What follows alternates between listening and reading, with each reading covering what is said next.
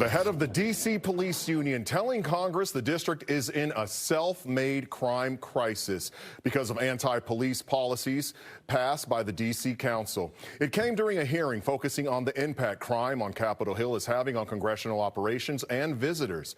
Fox 5's Tom Fitzgerald is on the Hill. Fitz, it's a local problem getting a lot of national attention.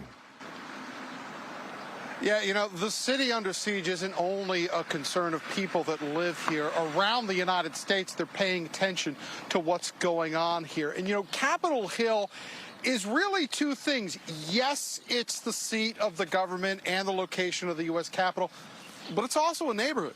People live here. People walk their dogs and their kids around this neighborhood. And the crime here is starting to get the attention of the Congress in a big way because, as we've told you, members of Congress, their staffers, they have been the victims of carjackings, of muggings, of stabbings in some cases. And a lot of people are starting to wonder, when is it going to end? So while the crime stats early in 2024 right now are down, that's done a little to assuage the concerns around here. So up on Capitol Hill today, there was a hearing looking at the increasing happenstance of the U.S. Capitol Police having to respond to local crime in and around Capitol Hill neighborhoods. Now, remember, the primary mission of the U.S. Capitol Police is to protect the U.S. Capitol building itself and Congress. It's a national security issue.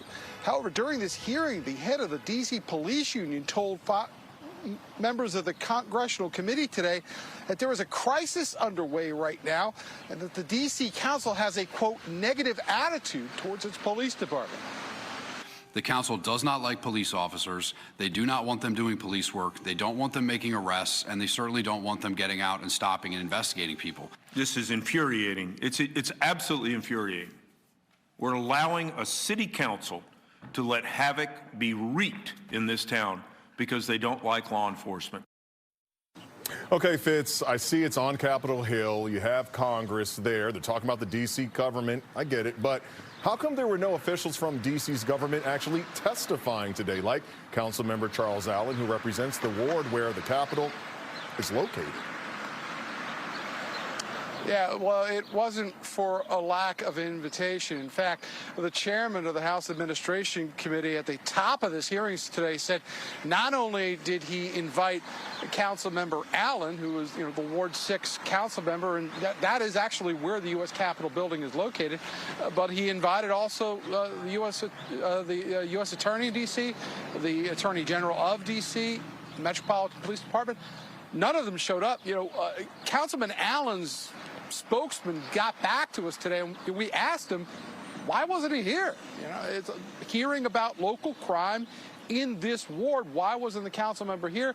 The spokesman came back to us with a statement and in part said that the council member believed it was U.S. Police Capitol Chief Manger who was best suited to comment on security and the safety of members of Congress.